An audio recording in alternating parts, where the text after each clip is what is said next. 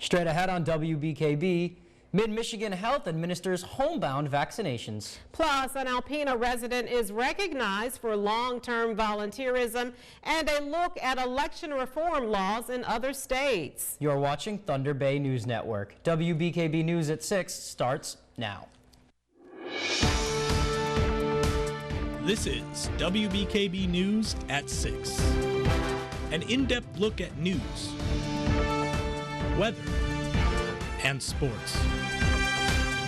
From hard-hitting news stories to local events, we're there with coverage you can count on.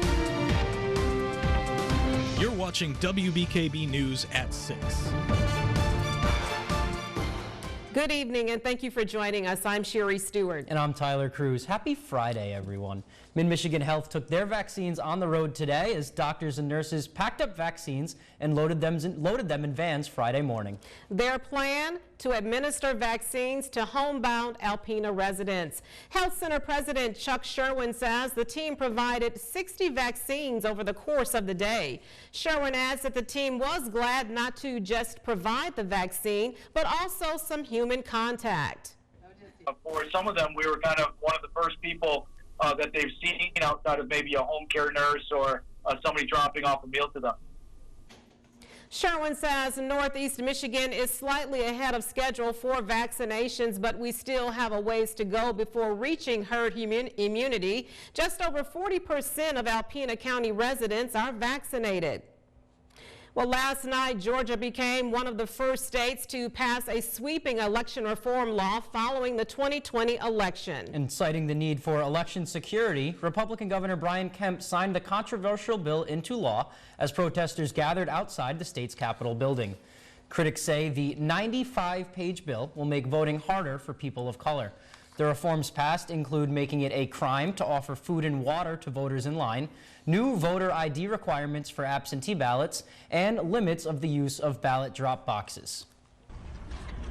And what we have witnessed today is a desperate attempt to lock out and squeeze the people out of their own democracy. The bill was created after Biden became the first Democrat to win Georgia since 1992. The law already faces lawsuits from civil rights organizations. Michigan, like Georgia, is also considering a wave of voting reform bills backed by state Republicans, where restrictions to absentee voting and other measures are being proposed. President Biden is gearing up to announce his next initiative, and it's said to be another $1 trillion package. Biden confirmed that the next initiative from his administration will be a national infrastructure package. It's reported that the package will be around $3 trillion and could be funded by tax increases on the wealthy and on corporations. The president says the package aims to repair both the country's physical and technological infrastructure. The next major initiative is, and I'll be announcing it Friday in Pittsburgh in detail, is to rebuild the infrastructure, both physical and technological infrastructure of this country, so that we can compete. The president is expected to announce this initiative next week. Restaurants, concert venues, and stadiums are all seeing their pandemic restrictions lifted. But one industry still has not been cleared to let more people in: funerals. Funeral directors and bereavement counselors testified in front of state senators on Thursday afternoon, asking for a lift to pandemic restrictions on funeral homes. Currently, restaurants and other businesses can hold 50% capacity, yet funeral chapels that can seat hundreds are still limited to just 25 people. Chapel is over 100 feet square, but still only 25. We have resolved to switching to churches and doing other things. And my issue is that sometimes these families over the last year have been having a really rough time resolving their grief with just 25 people. The group of funeral directors and bereavement counselors urged lawmakers to ease restrictions on funeral homes. The testimonies included how the restrictions brought added stress and unresolved grief on those mourning a loss. Families who have spent their lives revolving traditions and holidays around a matriarch of the family, I'm sure many of you have the mom who always had an extra seat at the table, are now going to have her legacy remembered as fighting over who's going to have that 25th seat in the funeral chapel. And stay tuned next week as we talk to one local funeral director about how these restrictions impact families. Each year, NOAA recognizes a local resident as the Betty Kruger Volunteer of the Year. Tonight, we meet this extraordinary man. WBKB's Stephanie Minichi has more. It's no surprise that Aldine J. Moe, who everyone knows as Al, was recognized as this year's honoree. His willingness to get the job done, no matter the scale of the task, didn't go unnoticed. Moe's been a volunteer for approximately 15 years and shares one of his fondest volunteer memories. I was on board a vessel to go across, did a safety, on a safety boat going across with some paddleboarders that went from Alpena all the way to Tobermory, Ontario, about 28 hours on the water. Sanctuary liaison Katie Wolf talks about why Moe is a perfect fit for their organization. You know Al Moe, he is passionate about the Great Lakes. He loves to fish. You know, one of his favorite things is to be out there on the water. And so, you know, it makes him a natural for the sanctuary. Even though Moe is this year's honoree, he still acknowledged those before him. Wow. I tell you, it's a really humbling experience to be involved with the 15-year prior recipients of this award is really exciting.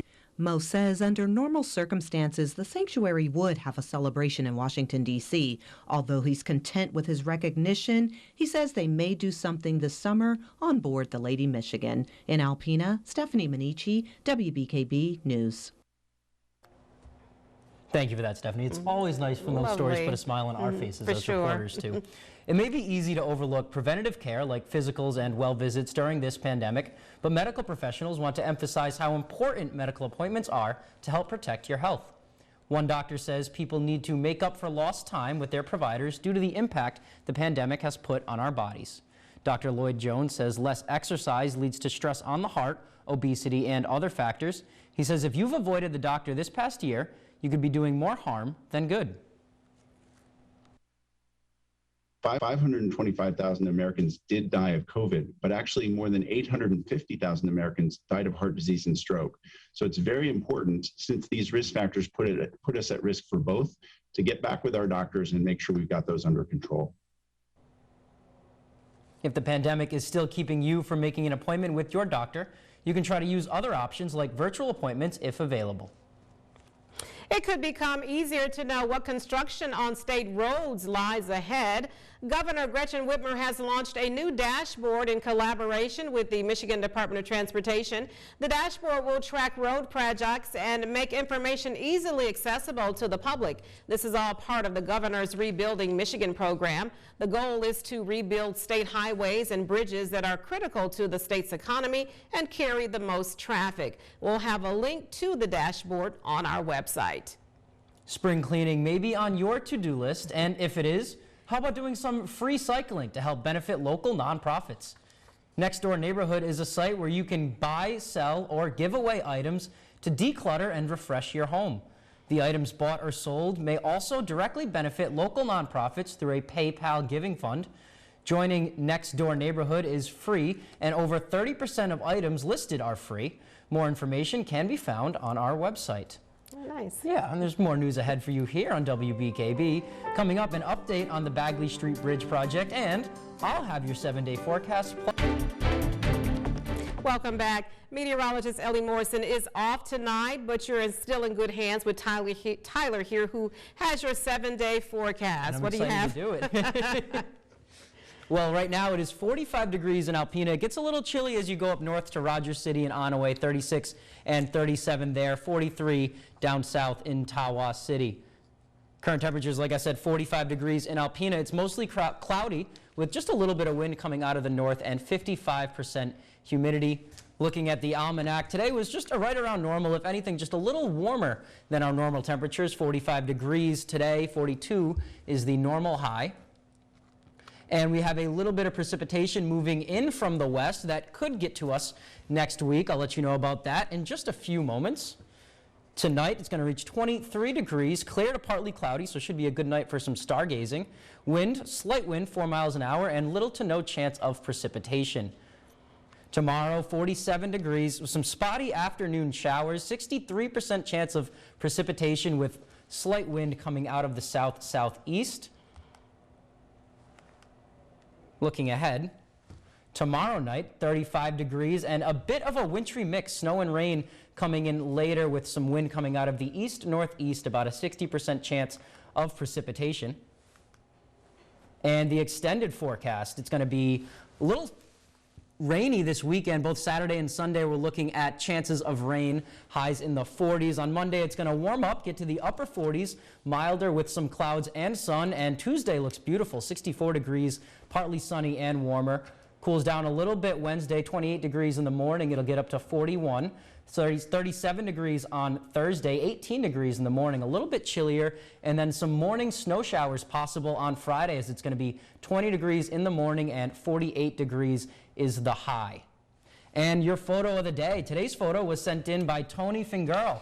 Tony shows us how this gorgeous double rainbow over Lake Huron in Harrisville. Thank you, Tony, for sending us this photo. If you have a photo, such as nature shots, pics with friends, or interesting sights you see that you would like to send us, email it along with a short description to news@wbkb11.com. That's a very nice photo. We've seen a lot of rainbows lately. Very nice, very nice. Coming up on WBKB News, how caffeine may affect birth weight, and Jake Vanderbrook will have the latest in sports. Stay tuned. Here's a look at the progress being made on the Bagley Street Bridge construction project. The project is still scheduled to finish on time, which is good news. Currently, crews are working on sheet lining in order to extradite the materials underneath the surface, but they're running into some troubles with the abundance of limestone in the area. Having to drive those sheets down into the limestone, sometimes that results in a lot of damage to equipment, a lot of necessary repairs, and the contractor has informed me that they've spent several days just repairing equipment due to that, but it's not something unexpected. Once the sheet lining is done, workers can begin to grab materials from underneath the surface and continue the project. Make sure you stay tuned next week for more updates on the Bagley Bridge project. Well, that's good news. Yeah. It's on schedule. That was one of the more important things I asked him. Yeah, very good. And health news, the link between the brain and a broken heart and how caffeine affects birth weight. Michael George has some of the day's top health stories. Pregnant women who drink as little as half a cup of coffee a day are at higher risk of delivering slightly smaller babies compared to those who refrain from caffeine. Smaller birth size can increase the risk of obesity, heart disease, and diabetes later in life. Researchers at the National Institutes of Health recommend women limit or give up caffeine drinks during pregnancy. Hospital care for patients with stroke-related illnesses declined by more than 10% during the early months of the pandemic, even though there was an increase in stroke cases associated with coronavirus. A Boston University survey of more than 250,000 hospitalizations in 70 countries also found stroke-related treatment rebounded to closer to normal levels within months. And heightened brain activity leading to stress is linked to a rare and sometimes fatal condition known as broken heart syndrome. A study appearing in today's European Heart Journal suggests the condition, which could lead to heart attacks, is triggered by grief, anger, or fear, and even joyful events, and is far more common among women than men. Those are some of the day's top health stories. That's all we have for you this evening. You can read more about our broadcast stories and get the scoop on other news items online. Just visit WBKB11.com for sports, weather, and news updates anytime, day or night. And check us out on our Facebook page and Twitter handle at WBKB11. Be sure to catch us back here tonight at 11 with Kent Davis. Have a great evening.